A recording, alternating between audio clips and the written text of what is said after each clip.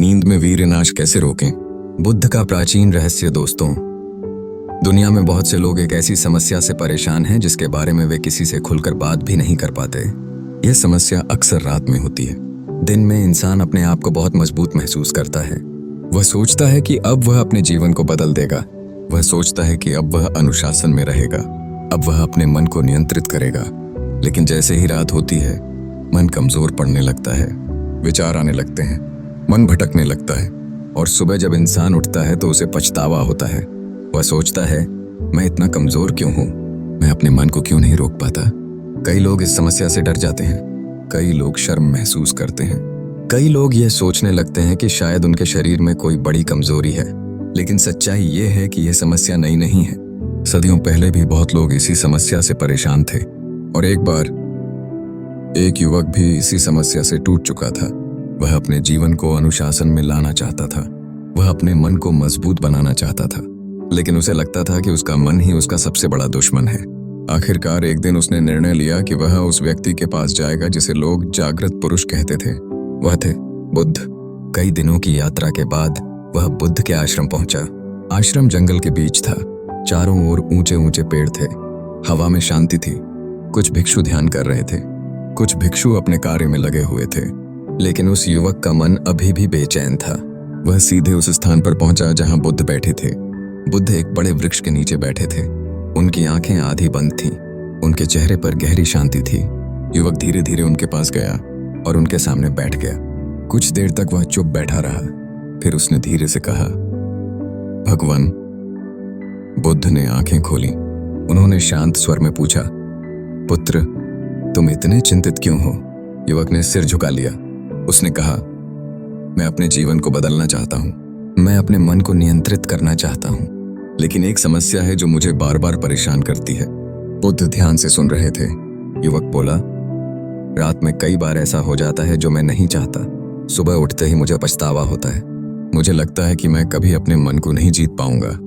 यह सुनकर बुद्ध कुछ देर तक शांत रहे।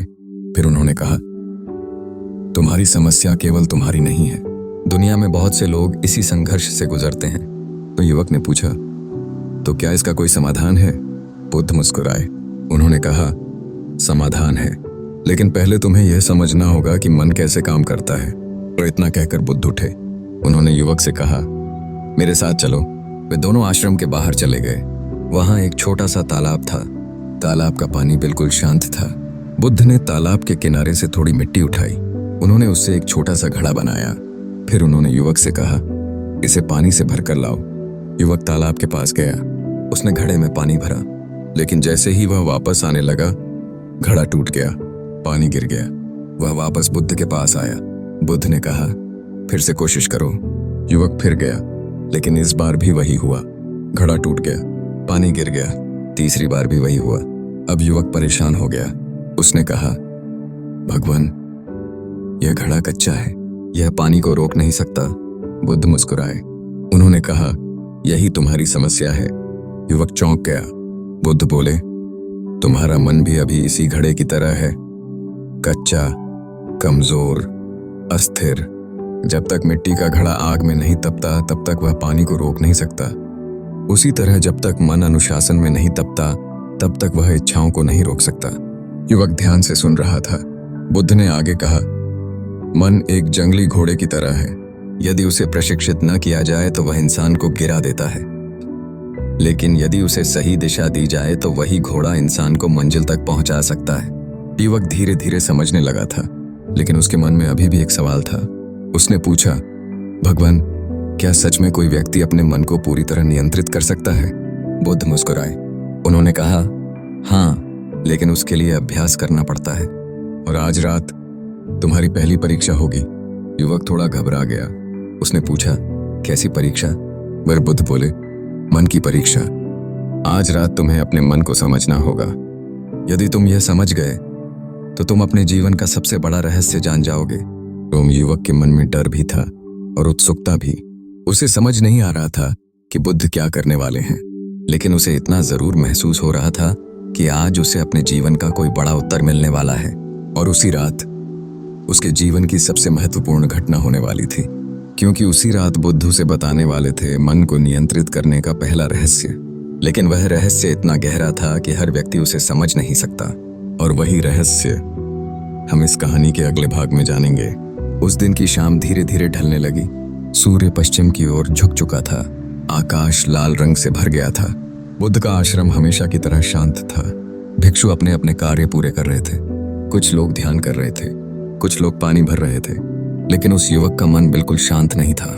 उसके मन में बार बार वही बात घूम रही थी। आज रात तुम्हारी परीक्षा होगी। बुद्ध ने यह बात बहुत शांत स्वर में कही थी। लेकिन उस युवक के लिए यह वाक्य बहुत भारी था। वह सोच रहा था, क्या मैं सच में अपने मन को जीत सकता हूँ? क्या मैं फिर से हार जाऊंगा? उसका मन डर और उम्मीद दोनों के बीच झूल रहा था। धीरे धीरे रात होने लगी। आकाश में तारे चमकने लगे। आश्रम में सब लोग विश्राम की तैयारी करने लगे। लेकिन वह युवक अभी भी बेचैन था। तभी बुद्ध उसके पास आए। उन्होंने शांत स्वर में कहा, पुत्र, तुम इतने चिंतित क्यों हो?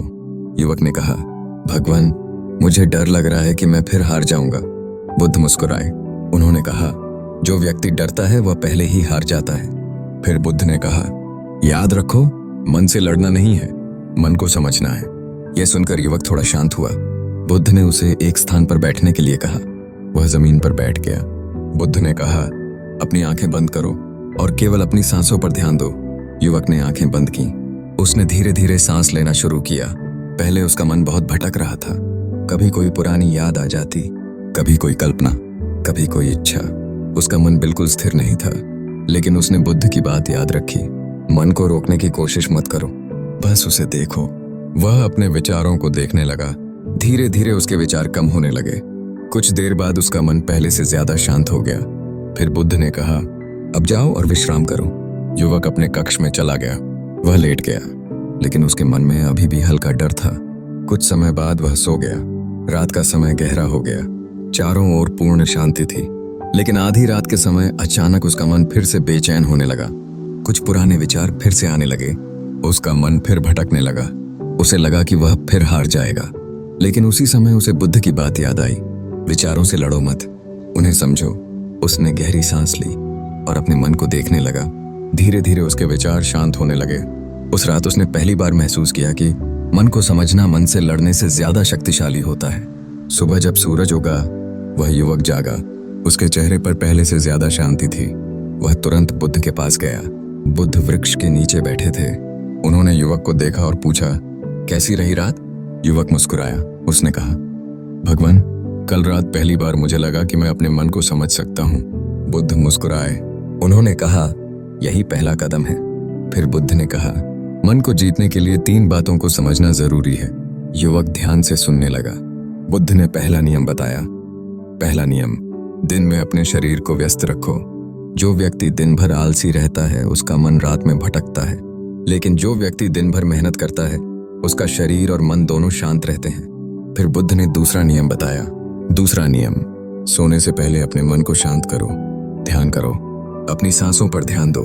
जब मन शांत होगा तो रात भी शांत होगी। फिर बुद्ध ने तीसरा नियम बताया और यही नियम सबसे महत्वपूर्ण था। तीसरा नियम, दिन में अपने विचारों को शुद्ध रखो। बुद्ध बोले, मन वही सपने बनाता है जो वह दिन में देखता है। यदि दिन में मन अशांत रहेगा तो रात में भी वह शांत नहीं रहेगा। युवक धीरे धीरे सब समझने लगा। उसे पता चल गया कि समस्या केवल रात की नहीं थी, समस्या पूरे जीवन की आदतों की थी। कुछ महीनों बाद उस युवक का जीवन पूरी तरह बदल गया। उसका मन पहले से ज्यादा मजबूत हो गया। उसका आत्मविश्वास बढ़ गया और अब उसे अपने मन से डर नहीं लगता था। तभी बुद्ध ने उससे कहा, याद रखो, जो व्यक्ति अपने मन को जीत लेता है वह दुनिया की सबसे बड़ी लड़ाई जीत लेता है। और दोस्तों, यही वह ज्ञान था जिसने उस युवक का जीवन बदल दिया। और दोस्तों, जब उस युवक ने बुद्ध की इन बातों को अपने जीवन में अपनाया तो धीरे धीरे उसका जीवन बदलने लगा। उसका मन पहले से ज्यादा शांत हो गया। अब उसे अपने मन से डर नहीं लगता था, क्योंकि उसे समझ आ गया था कि मन को हराने का तरीका लड़ाई नहीं, समझ और अनुशासन है। कुछ महीनों बाद वही युवक जो कभी अपने मन से हार जाता था, अब दूसरों को भी मन को समझने की शिक्षा देने लगा।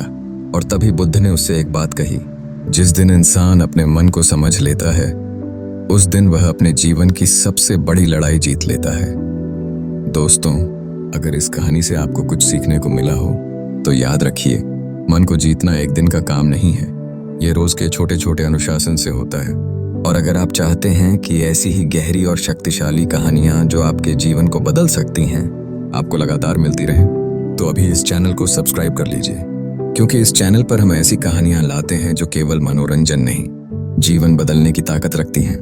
और अगली कहानी में हम जानेंगे एक और ऐसा रहस्य जिसे समझकर बहुत लोगों ने अपने जीवन की दिशा बदल दी।